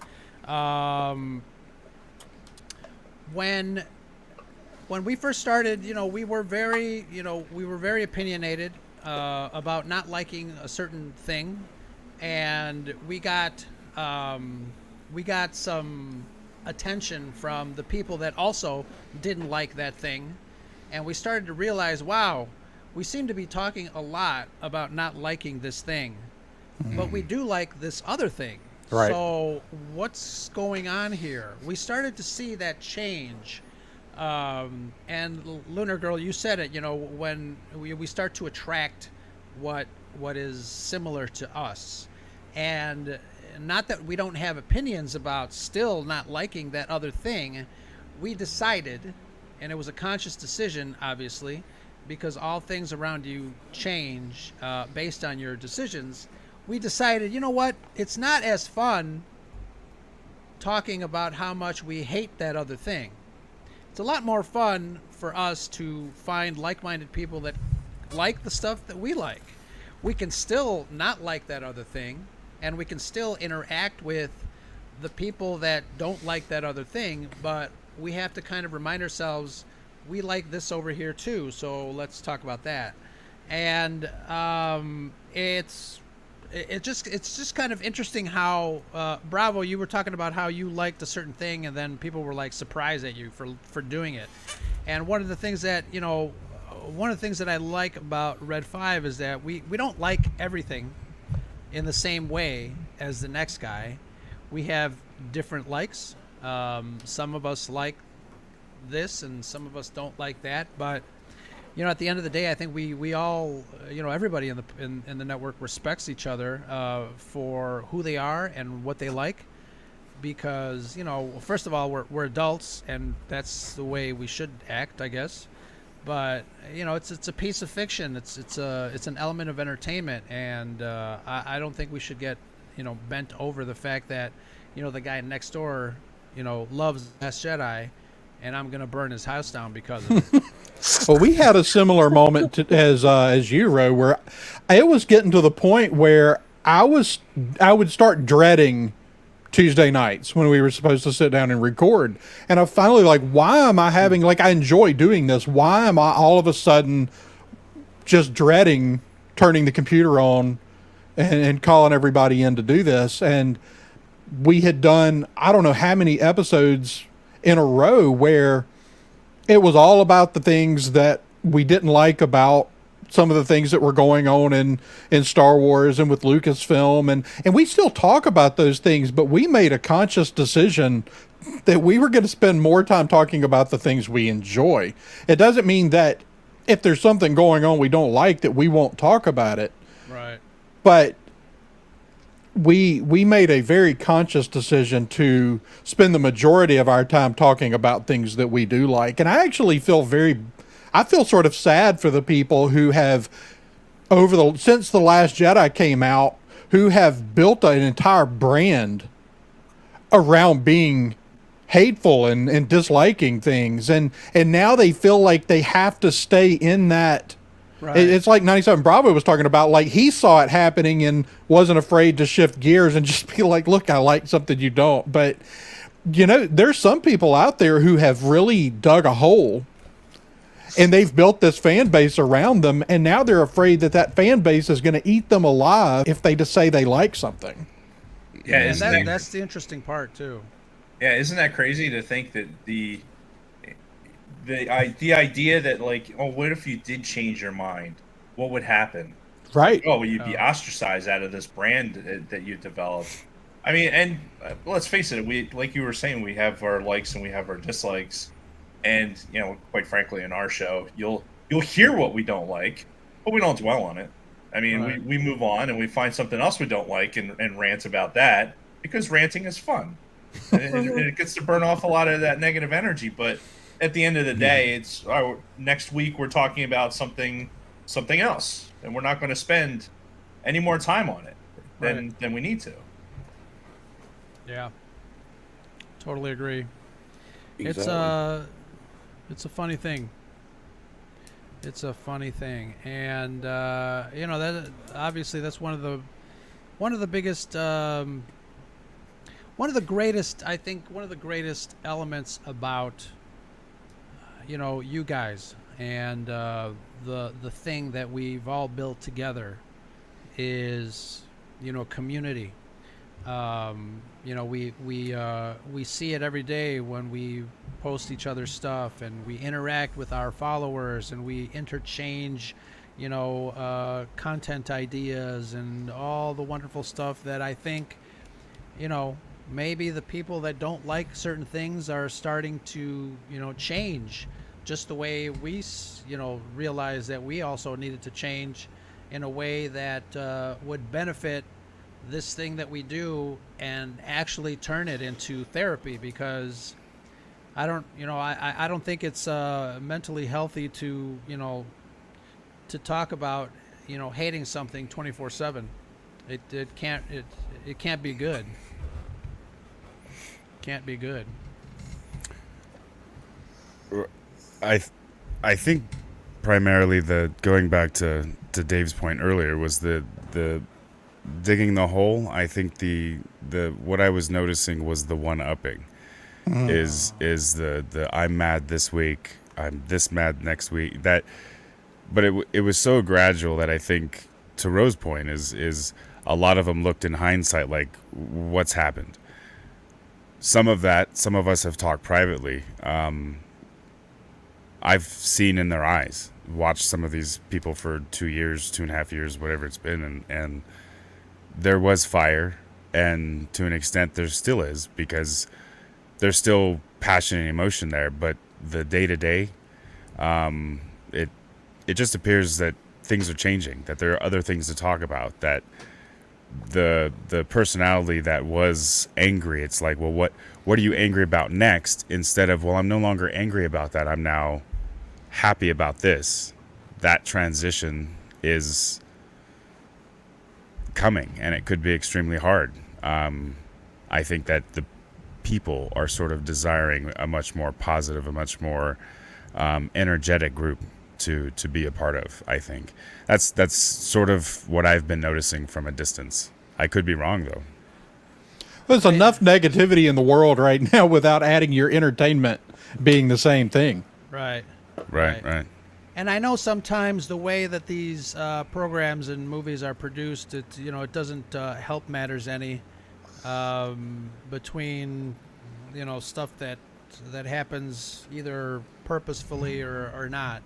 But it's also the way we interpret. Sometimes we got a little hung up on something that maybe 10 years ago it would have just slid off our backs.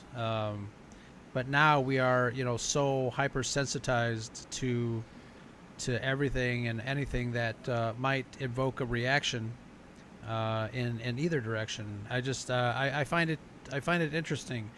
One of the things, I read it earlier when I said that Red5Network is a collective, yada yada yada, referring to our independent voices, and we've had some issues where people tell us, not to be friends with this guy or don't be friends with that guy. And it's like, what are we, in high school again? And that's one of the things that kind of, pisses me off about stuff, especially when we first started. I think we've had, like I said, we had our growing pains, things that we've learned from, but there are still people that tell us, who to be friends with, who not to be friends with, et cetera, et cetera. And then, I don't go, I'm not into that shit.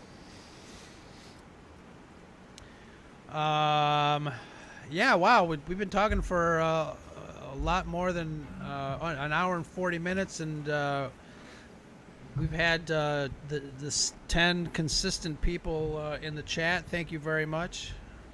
That's like me and 9 of my other accounts.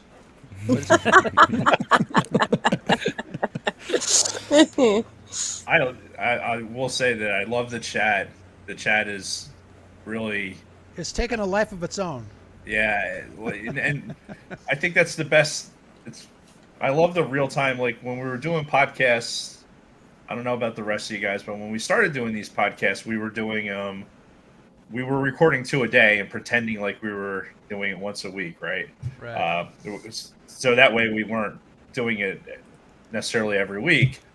And then when we started involving YouTube and getting in the chat, we're like, man, this is way more fun. It's way more fun to have people in the chat to interact with and kind of real time had the shared experience. So yeah.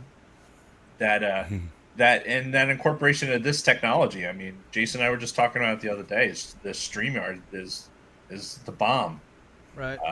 And it's because it's super easy. This isn't a plug for StreamYard. Unless StreamYard you want to give us money, Exactly. we will entirely take that. But I'll reach out to them tomorrow. Yeah, dude. Yeah, thanks, little girl. See, do it she's for the whole valuable. Red5 Network. She's valuable. Yes. She probably will too. That's what. If you want me to, I really will. So do it. Do it. Yeah. Yeah. The collective says, "Do it." Do it. I mean, Noting. just to back off come off what Dave was saying. That is what's really energized up our shows when we started going on YouTube and getting the chat. It really. I mean, we get people in and like my wife, she'll with NASCAR it'll go off on their use of traction compound. And as soon as yeah, as soon as she does, you got Lunar Girls in there telling her, yeah, go, yes, go, kid, and then everyone else keeps adding on to it. So, but yeah, it's even the chats themselves. I mean, there's times you could be doing your show, you look over the chat, you're like, what the, and you're like, what's going on in the chat? You get sidetracked, and all of a sudden you're like, what was I just talking about? Absolutely. Yeah, I have to ignore it most times. When gaming, I have to remember to stop and go to it because they're expecting me to play. But when I'm streaming, I have to remind myself. There are times where I've got, oh shit, I've been at the very end and watched this whole thing happen and go. They've been entertaining themselves the entire time, and Absolutely. I've been ignoring them. Right. So I have to make a point to force myself to do that. It's hilarious. Yeah, guys. It is fun though. Guys like Cam Ray in the chat, and we got Alan, David, Shanti. Nicole, Shanti. having dinner, having some watermelon margaritas. That sounds good. And tequila makes you pregnant. Don't forget that. Tequila That makes is you right. pregnant. You gotta be careful with that. I'm still working on that T-shirt. Yay! So we've been talking for about an hour and 45 minutes. I want to bring it to a close, but I want to thank everybody in the chat. We mentioned a couple of names, but I'm going to ask you guys, what is it about what is it about community that gets you excited, and what are you guys going to be doing or what do you want to get out of this experience? And Andrew, you've been with us from the beginning, but I'll ask you the same question. What do you want to continue to get out, or are you getting out what you intended to get out of this experience from the get-go? Unmute. Sorry. So I think I said this the last time we did one of these. There's things I want to accomplish with my podcast. I want it to grow. I want it to succeed. I don't like to do things halfway. I want it to be one of the biggest ones out there. But when we started, again, like, it was all about building a community. And if I hung it all up today, I would feel like I accomplished what I set out to do when I started podcasting. That's cool. Excellent. I love that. And, again, because you started out with us from day one, I definitely have seen, a wonderful change.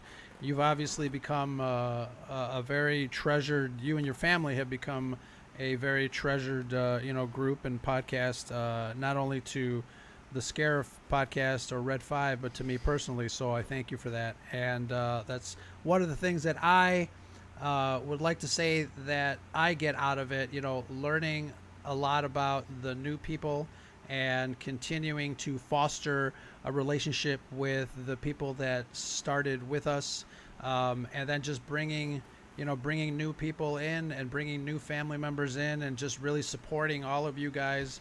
I think that is one of my personal goals.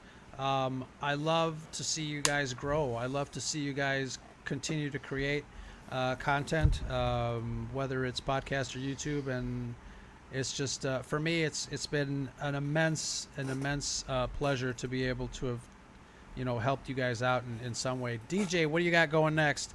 And tell me again, DJ is another one of our Red Fivers that has been with us from the get-go. Whether you believe that I mistakenly emailed you or not, that was on purpose. I wanted you, damn it. Well, yeah, I'm not going to be hanging it up anytime soon, but one of the missions that I had was to try to get back more of the positive vibe back into the community. And I think that has worked to some extent. Of course, everyone falls off the wagon every now and then, but overall, I think it's a better community now than when it was, I guess, almost 2 years ago now that then I came into it. But if I did stop, I would still have a lot of the therapy issues that I get to deal with on a basis with recording. I recorded a whole series about how podcasting is a therapy, whether, in all aspects of it, in movies and how they can help. I would be lost now if I were to stop. I wouldn't have that outlet that I have now. And I'm just thankful for those that encourage and those that listen as I continue on that journey. And a wonderful journey it is, my friend. Speaking of journeys, we've got Bravo, who has his own personal journey through this wonderful rigmarole that is podcasting and social media, my friend.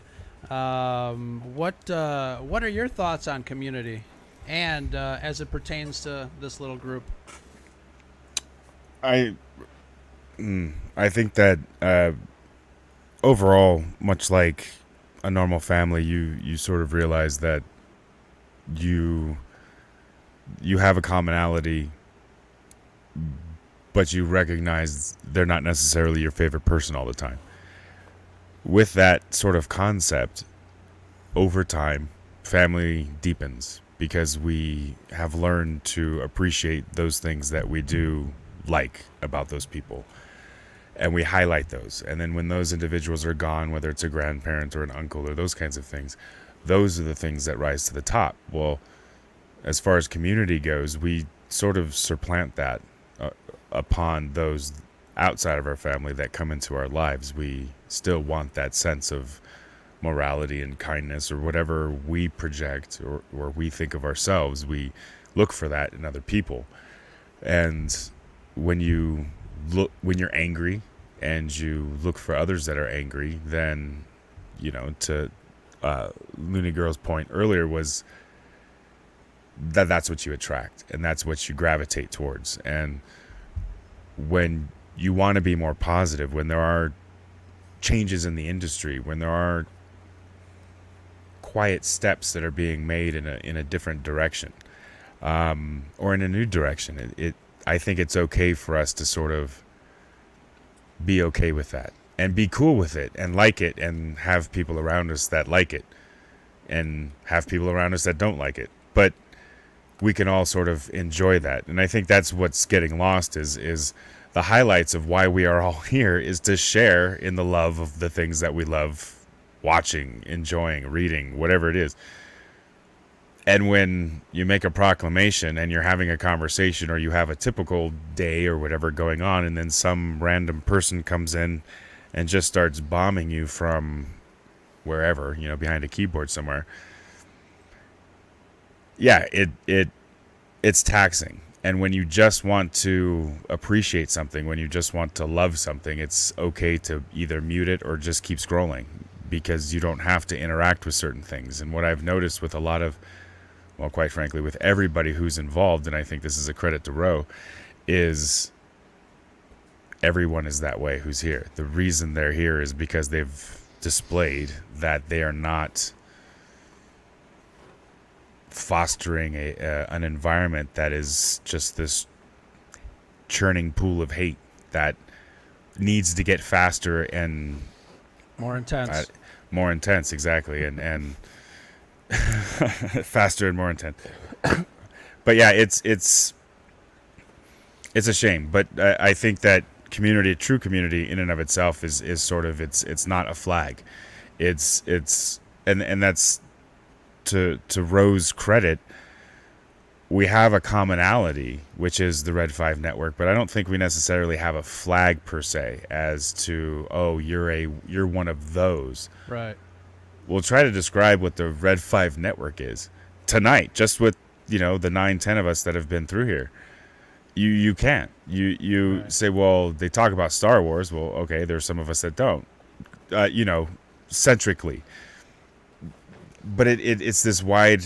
I think the basis, the foundation of community is the commonality of, we want to be able to share those things that we like. And when you keep bumping up against a wall of voices that don't want to appreciate what you want to appreciate, well, then you go looking for people who do. So I think that sense of community is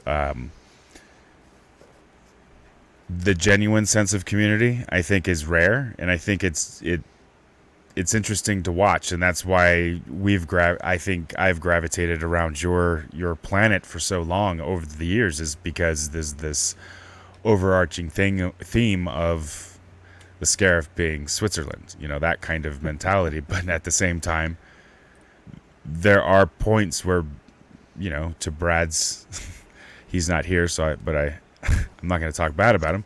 Where, I mean, he expresses himself much more vocally than he does other times, I should say. He gets mad, and that sort of goes. But it, much like anybody else, you get over it, you move on. Community, family is supposed to say, hey, you know what? I personally didn't like what happened, but overall we're cool, and we'll get through this, and we'll move on. there are just some communities out there that they remain so tight and so compartmentalized that the fiefdoms around the fiefdom act as sort of a barrier, and there's a constant gatekeeping of those who are supposed to be anti-gatekeepers. So I don't fully understand what's going on, and so you have that go, and I don't know if that is necessarily a community more than just something that's going on that has a bunch of followers. Red 5 feels like a community. You see people that listen to one podcast and one podcast over here and it's all bouncing within the 28, 30 of us. You know what I mean? In addition to maybe a Joe Rogan or a couple of the other ones that were coming out, that people like. It's interesting to watch how, as we talk and as we do what we do in our own personal way, how that is reverberating from the same space, which is Red 5, and it's covering all these different places. It's amazing to watch. It truly is. Instead of just focusing on the negativity, which, how is anything going to improve? How if we don't reward for steps that are in a good direction by going to movies or buying books or those kinds of things, then how are they going to know? Just by what? Following us on Twitter? Right. No, we have to give credit where credit is due. Rogue One was a Star Wars movie. Solo was extremely fun. I have problems with it, but it was fun. Being able to do that instead of just nuke the whole thing, everything after Jedi. They took away my EU, so now let's nuke all their stuff. What about what is out there do you like? And if you don't like it, don't watch it just to bitch about it every week. That's just my thing.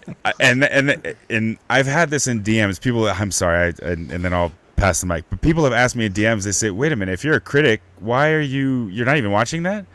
Okay, first of all, I am a fan who's pontificating. I'm not a movie critic. I'm not Kadish. I'm not doing any of that. I'm not the Salty Nerd podcast where they're auteurs and they're looking at it from a. No, I look at a trailer and I go, am I going to spend my money on that? And so that may sound cynical, but I mean, we've seen these trailers, man. It's like 2.5 minutes of, did I just see the whole thing? That's Right. part of the problem. Right. Yeah. But I don't know. It you can like everything. You can like some things. Let's just be cool and move forward and be adults. To Rose's point, there's entirely too much shitty shit going on right now for us to be shitty towards each other. So Yeah. that's well community. Said. Well said. Yeah. I mean, I want to. I'm going to save this comment for the end, but yeah, I appreciate that. I think it's one of the reasons that we, continue to grow. Like I said earlier, I get one email every week or a week and a half about some new podcast saying, "Hey, I'm interested in the Red 5 Network," yada yada yada. So it's kind of, for me, it's fascinating. Obviously, being one of the, spearheading this little endeavor, it's just fascinating to me that people are out there and they know about us. They obviously see what we're doing and want to be part of it. But Scott, Use and Abuse, you're one of the new ones. Tell me, what do you think about our little community here, and what do you feel like you want to get out of it? Well, I mean, for me, watching, because Don and Brady did Skate Pop was the first ones into you guys' group, and just watching how everybody was constantly just seeing everybody retweeting everything, the community coming together and just pushing out everybody's content, and then eventually the Sidebar Cantina gets in there, and now we're in now, and that's the thing I enjoy is just the fact that we all embrace each other, and we push each other's stuff out, so that way maybe there's someone who didn't realize, oh my gosh, hey, there's a podcast doing this, like we just did the Metallica album, well, wow, we didn't know there was something like that out there. Or like the fact that Sidebar Cantina and the Escape Pod are going to be doing a Bad Batch season 1 review this week. Which again, that is just out there. I haven't watched, even though I'm a Star Wars fan, I've not watched Bad Batch yet because I like doing the binge watching. Yeah. I kind of grabbed that Netflix vibe and said, you know what, I just want to binge the whole thing in one shot. Yeah. Kind of thing. But yeah, I mean, and I just wanted our little pod to be part of something that felt big. And it does. I mean, the Red 5 Network feels big. And that's one thing I do enjoy about it. And I enjoy like I said, the back and forth with everybody, because it is fun to hear everybody's different takes on stuff. Sure. Poor Lunar Girl must have a bad connection. She keeps dropping out. I think she's got storms over her way. Yeah, and she lives out in the middle of nowhere northeastern PA too. So the electrons are having trouble connecting out where she's at. Oh, there she is. There she is. So yeah, Dave. Dave and Lunar Girl. I mean, again, another one of one of our new pods on the Red 5 Network. But I find it amazing that we've lasted as long as we have and grown as far as we have. But Dave, how do you see this? So, for me, the community aspect of this really is, I hate to say it's more about the mechanics of being part of a network. For us, it was like, maybe it's a bit of ego, I guess. Even though ego is the enemy, it's like how do we get our brand out there, to more people, because we enjoy doing this, and there's an aspect of it like we would still do it even if there was only 15 people downloading, but there's more than that. So like, how do we branch out? We were participating in a couple different networks before that. We spent a lot of energy pimping out all their stuff and got very little in return. And I can say that the short time that I've watched the Escape Pod guys with you in the Red 5 Network, and then us getting into it, there's already been more interaction. I mean, I'm horrible at it. I'm going straight up. I like trying to listen to everything all at once. Like, my brain just does not function that way. So it's like I'll try and pick pieces out, and this is why we have Lunar Girl. Point this way, because Lunar Girl is the tie that keeps us all together and keeps me and Jason aware of what's going on in the network. The stuff that we can't get hold of, because we want to like, you guys got good shit. So we want to make sure that people that are listening to our stuff, much like how Scott kind of picked us up from Jason hearing it from something else, that little bit of promotion gets somebody else interested into something, and that, hey, listen to those guys talk for a little bit. It's fun to have the idea too that this little thing that we do, other people are doing, and we have the same baseline for Star Wars, but we're all putting ourselves out there one way or the other, and let's support each other. That's the way it should be. And that's the key, I think. Support each other. I think, like I said earlier, I enjoy, listening to all you guys, and I enjoy, interacting with all you guys. And I wanted to ask Lunar Girl because, again, she was afraid to come on, but she's here and she's an old pro at it now.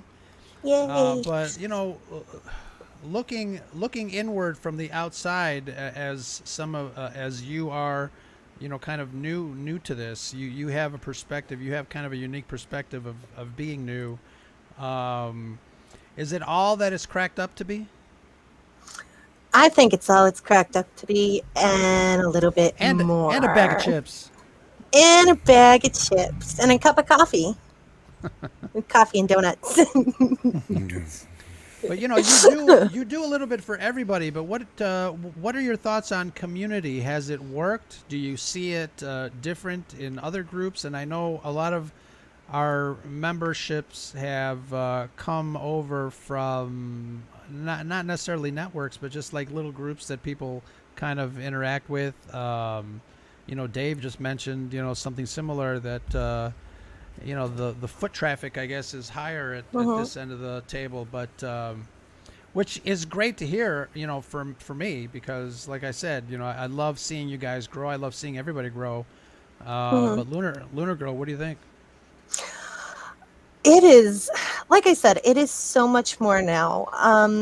Before we were Red5 family, I help out Dave and Jason on Twitter and Instagram and occasional Facebook posting. Now we have a Discord, and it was just our little tiny sidebar cantina family. And then we met you guys, and it was like there is a whole nother world of nerds, geeks, and dorks who are just like us, who crave the same things we do, who want to hear the same things we talk about. It is amazing for me to discover that, being a stay-at-home mom, housewifey, nerd. I get to communicate with all of you guys on the podcasting end. And then I get to communicate with everybody in the live chats. I'm a big live chat type of person. In addition to, with the social media, you always have those 50 hardcore followers that you can count on to have a great conversation with during the week. It just, being in the Red5 family, I think, makes everything whole now. Where you didn't know what you were missing until you found it. Yeah. We're just laughing because you said 50. You guys are awesome. We've got like maybe 2, 3 maybe. But no, we have a nice group of folks that are religious about. They must be on like some sort of system, because as soon as I tweet, I get a retweet like right away. They can't be just sitting there waiting for me to say something. Maybe. Yeah, maybe. But yeah, that's awesome to hear. The thing that I wanted to say at the end here, and this goes kind of with what Bravo is saying about appreciating my efforts. I'm just Nick Fury. You guys are the Avengers. It's just been a lot of fun, getting all you guys together and continuing to foster your creativity and your content, and just creating this wonderful community that we're all part of. But I also want to make sure that we reach out to people that aren't familiar with Red5 and collaborate with them. And I know we're doing the same thing. We did that with Alan, and I think Alan, all Alan has to do is ask to be part of the Red5 network, and I'm sending you the the membership kit, because Shanti's on Alan's show all the time. I was on there with Amanda this week, but it's it's been fantastic. Cultivating so much talent between the 30 of us per se that I don't know when this is going to stop.